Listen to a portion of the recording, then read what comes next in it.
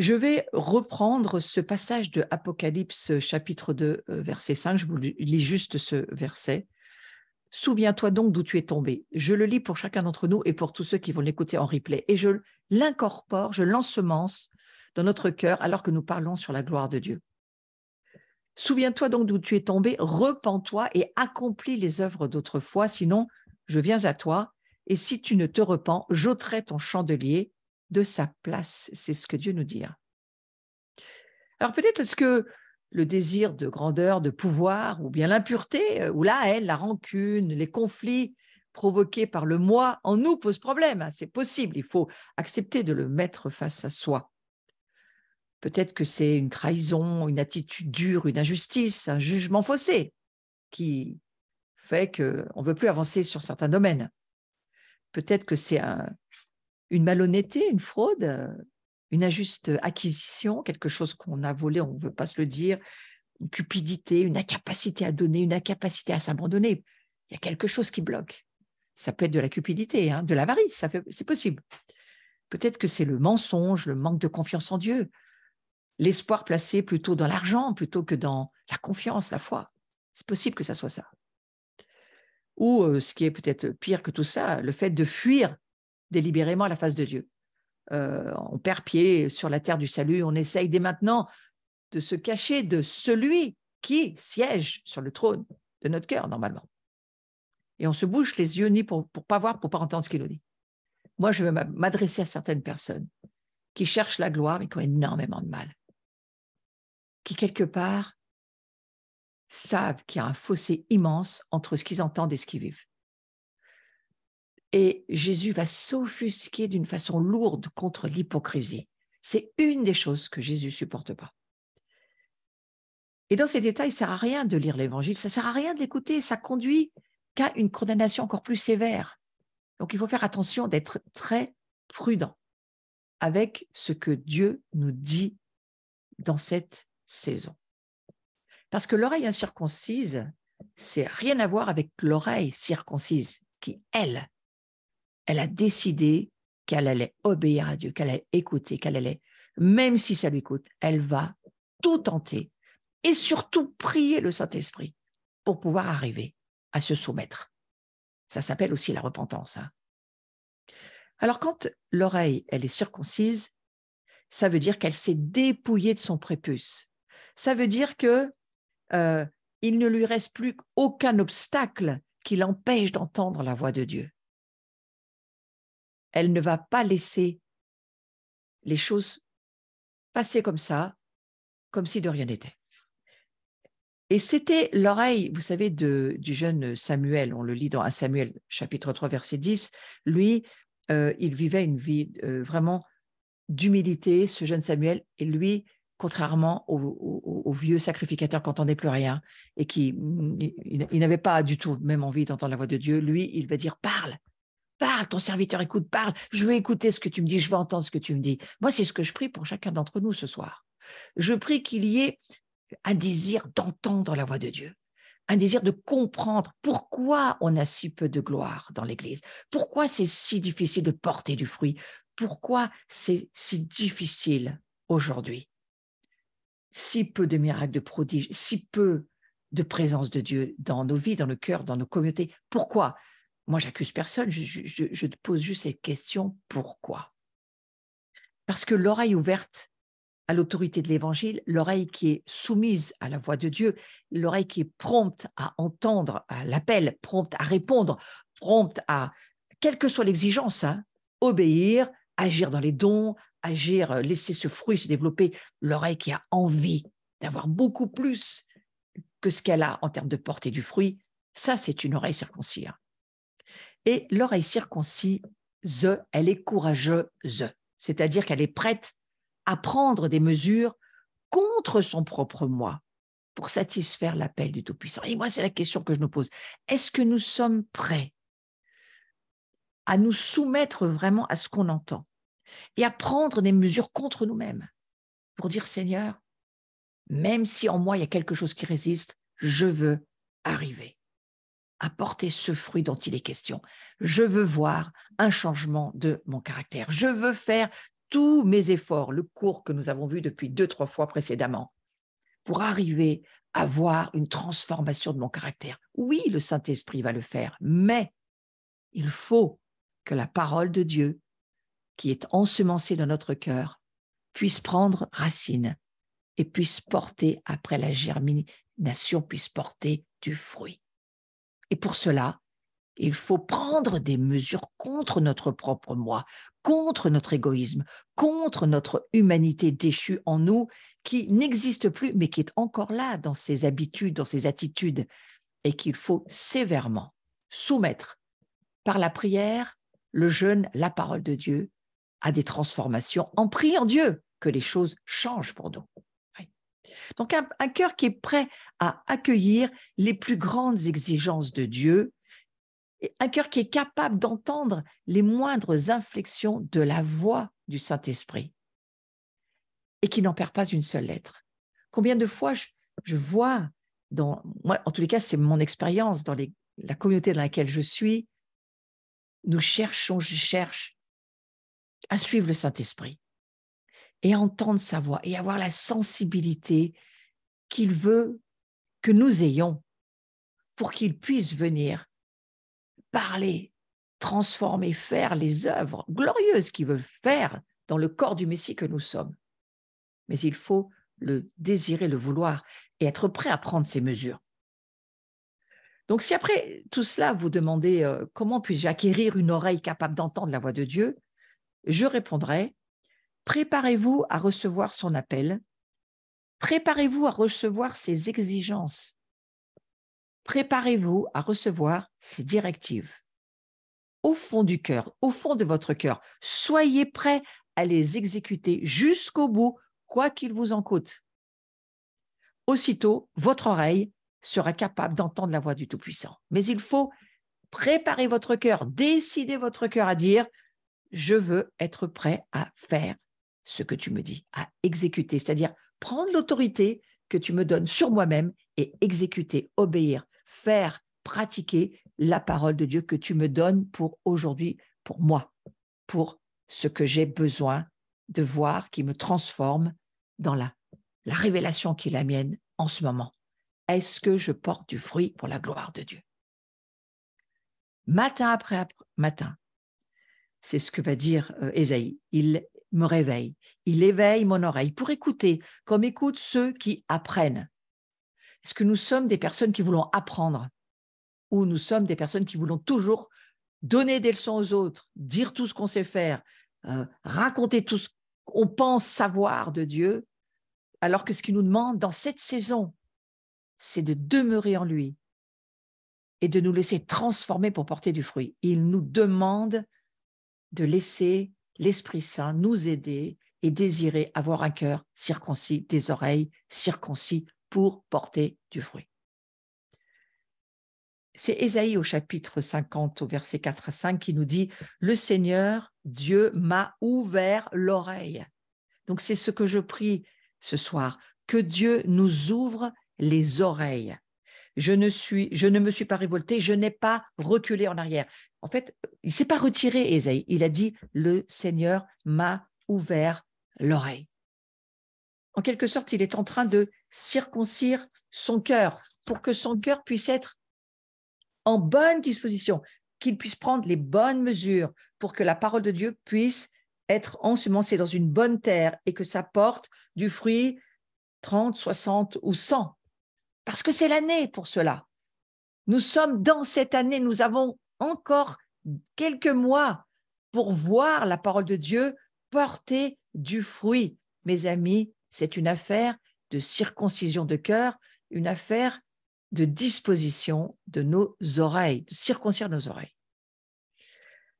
Voici, je me tiens à la porte et je frappe. Si quelqu'un entend ma voix et ouvre la porte, entend ma voix, c'est important d'entendre ce que Jésus nous dit.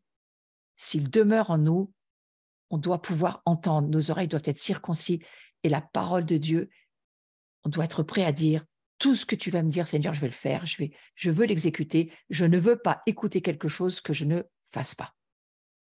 Vous savez quoi? Sinon, après, au bout d'un moment, Dieu ne nous parle plus. On n'entend plus Dieu. combien d'entre nous n'entendent plus Dieu? Alors, il faut revenir à ce que dit Jacques. Et que la parole de Dieu que nous entendons ne soit pas encore et encore et encore des versets qu'on connaît par cœur, des informations, et puis on passe à autre chose tout à l'heure, dans 5 minutes, on ne pense plus à rien. Mais non, laissez demander à Dieu, passer du temps dans la prière. Moi, c'est vraiment quelque chose que je vous conseille de faire au-delà de ce cours. C'est de prendre ce que Dieu vous dit dans ce cours et de le prier et de le demander et de le pratiquer de façon à ce que non seulement vous sachiez que vous avez la vie éternelle, mais que vous comprenez que c'est maintenant qu'il faut porter du fruit. Ce n'est pas demain, c'est maintenant. Il faut porter du fruit maintenant. Et pas seulement le Seigneur, vous voyez dans ce verset où il se tient à la porte et il frappe, et il le dit, si tu entends ma voix, il ne dit pas seulement qu'il frappe à la porte de notre cœur, ce n'est pas du tout la seule chose qu'il dit dans ce verset.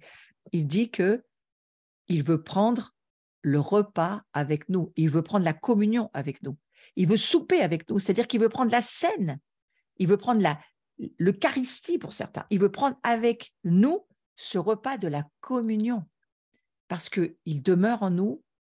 Si nous le mangeons, nous le buvons, ça fait aussi partie du fait qu'il demeure en nous. Et on n'a pas besoin de nous mettre en quête de Dieu, c'est pas la peine. Comme s'il était loin, caché, ou qu'on ne pouvait pas savoir où il se trouve. Non, non, il le dit, je me tiens à la porte de ton cœur. Donc, je suis très, très, très, très près de toi.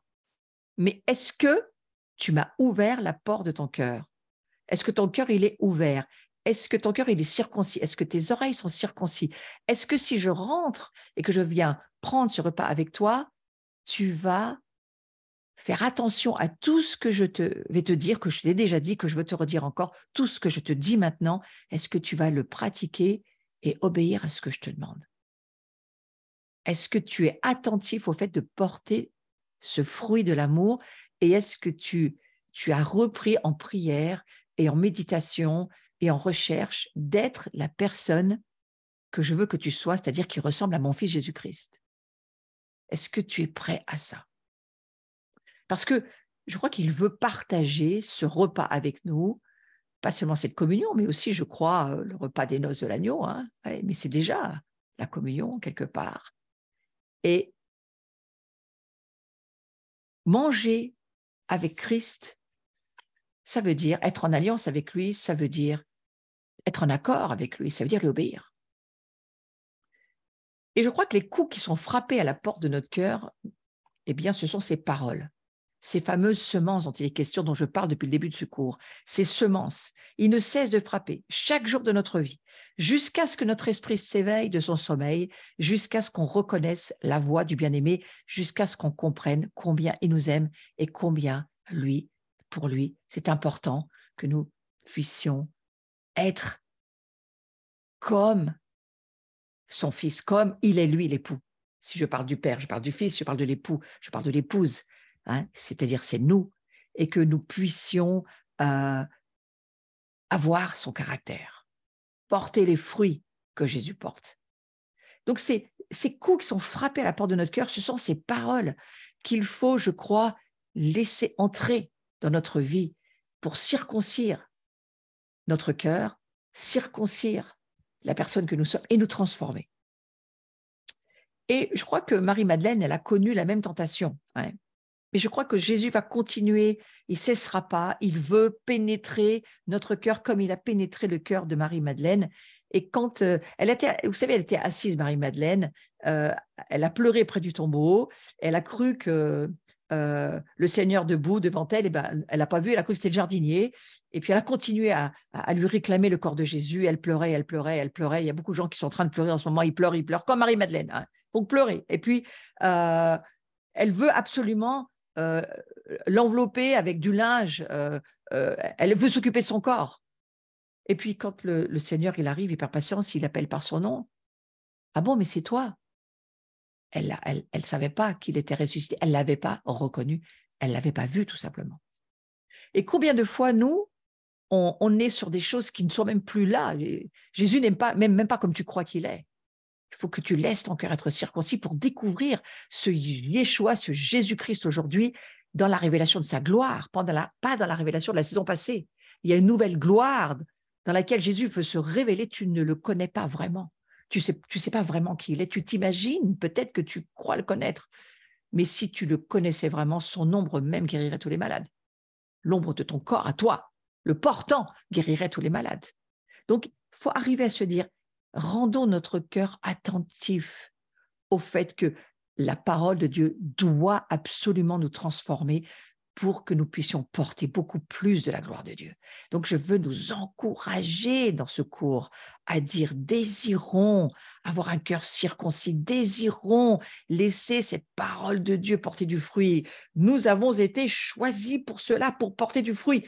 Mes frères et mes sœurs, porter du fruit, ça coûte un prix.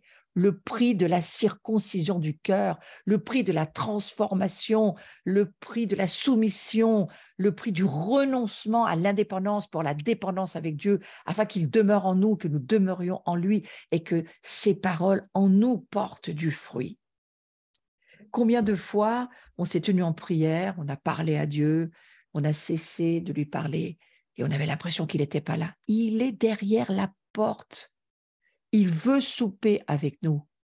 Il veut rentrer, mais il faut accueillir et laisser rentrer la parole qu'il veut pour nous aujourd'hui. Nous entendons sa voix et la foi, c'est ce qu'on entend. C'est pas ce qu'on a entendu il y a 20 ans ou avant-hier. C'est ce qu'on entend aujourd'hui. Dieu nous demande, l'Esprit Saint va nous aider par la puissance de qui il est à ce que cette parole puisse nous amener cette transformation du cœur. Et le Seigneur, il est présent au-delà de tout cela, au-delà du temps, au-delà de là où nous en sommes, au-delà de tous les événements qu'il dirige. Il a sa propre sagesse. Et je crois qu'il faut lui faire confiance ce soir. Et je prie pour que nous puissions être attentifs, comme l'a été Salomon, c'est ce qu'il a demandé. Et c'est ce que Dieu lui a donné, un cœur attentif, un cœur sensible pour obéir à ce que Dieu nous dit et que nous puissions discerner, avoir un discernement de la parole de Dieu pour nous aujourd'hui. Il nous demande de nous impliquer, il nous demande de laisser cette gloire nous transformer. Il nous dit, demeurez en moi, je vais finir avec ce visuel 17 sur la gloire nous transforme, celui qu'on a déjà vu, mais on va le remettre. Demeurez en moi, je demeurerai en vous, comme le sarment ne peut de lui-même porter du fruit. Vous voyez, on ne peut pas porter du fruit par nous-mêmes. On peut juste laisser Dieu demeurer en nous et par la puissance du Saint-Esprit, c'est là où il nous faut absolument ce Saint-Esprit, cette Pentecôte qui arrive, il nous la faut, il faut la revivre à chaque rendez-vous. Laisser ce Saint-Esprit nous transformer, nous changer par la puissance qu'il est en nous. Mais, je mets un mais, le sarment ne peut de lui-même porter du fruit s'il ne demeure attaché au cep. Eh bien, être attaché au cep, c'est laisser la parole de Dieu nous transformer, non pas par la connaissance humaine, bien entendu, non pas par notre intellectualisme, mais par la compréhension spirituelle, par la révélation que seul le Saint-Esprit peut donner, alors que nous acceptons de laisser notre cœur être circoncis. Ce soir, mes amis, c'était le message que je voulais vous amener, que vous puissiez laisser ce Saint-Esprit. Prions par sa puissance, prions par le nom de Jésus, prions notre Père céleste de nous aider à laisser la parole de Dieu nous pénétrer, rentrer dans notre cœur et nous transformer. Que nous soyons prêts à laisser cette parole changer notre moi, changer notre vie, nous circoncire, nous émonder pour que nous puissions porter encore plus de fruits que nous en portons déjà et que nous puissions vraiment continuer à voir encore plus Christ demeurer en nous et que nous puissions encore plus lui ressembler et encore plus porter du fruit. Je vous souhaite une très belle soirée. La prochaine fois, nous irons sur le fait de chercher encore plus cette présence et nous irons sur le mystère de l'union avec Christ parce que c'est un grand mystère qui amène de cette grâce que nous ne méritons pas, mais que nous avons reçue à la gloire de Dieu qui, elle, manifeste la toute-puissance de Dieu. Amen. Voilà, donc prochain cours, ça sera le jeudi 11 mai à 19 h, donc ça sera notre prochaine rencontre. Je vous invite à me retrouver le samedi 13 mai, soit en présentiel, soit en ligne. Inscrivez-vous. C'est une journée où nous allons marcher sur les chemins. Je donne des enseignements, nous passons du temps dans l'adoration et nous vivons aussi, bien sûr, nous laissons le Saint-Esprit faire son travail. Nous avons laissé le Seigneur circoncire notre cœur pour porter beaucoup plus de fruits. C'est toujours le sujet, bien sûr. Rendez-vous jeudi 25 mai, 20h30. Gardez cette soirée. Elle est uniquement en ligne, hein, pas de présentiel, uniquement en ligne. Nous nous retrouvons tous et nous serons, pour une soirée exceptionnelle, à laisser des messages qui vont nous percuter, qui vont nous transformer. Nous allons ouvrir nos cœurs et être réceptifs à tout ce que Dieu veut nous dire pour cette année 5783, l'année des ressources, et où, bien sûr, l'Esprit Saint va nous aider à porter toujours beaucoup de fruits. J'insiste encore et encore. Rendez-vous pour ceux qui êtes vers Paris, France Lève-toi. Voilà, du 27 au 29 mai, je serai dans cette rencontre avec tous ces amis qui vous attendent là-bas en présentiel. Je crois qu'il y a aussi, je ne sais pas, peut-être une retransmission YouTube, je n'en suis pas sûre. Allez voir sur leur site. Week-end Maison de Jean, la grande Maison de Jean, 14-16 juillet 2023. Alors, inscrivez-vous. Les inscriptions sont ouvertes dès à présent et nous allons passer 3 jours en immersion totale dans la présence de Dieu. Voilà, rejoignez-vous sur ma chaîne, abonnez-vous. Merci, ça me soutient, ça m'aide beaucoup. Et ça me permet d'évangéliser aussi tous ceux qui ne connaissent pas le Seigneur. Merci à ceux qui me soutenaient. C'est l'année, plantez, semez et vous récolterez. Eh bien, merci pour tous ceux qui avaient la gentillesse de me soutenir. Je vous souhaite une très belle soirée. Je vais ouvrir ma galerie et je vais vous faire un bel au revoir à tous et à toutes. À très bientôt. Soyez bénis et à la semaine prochaine.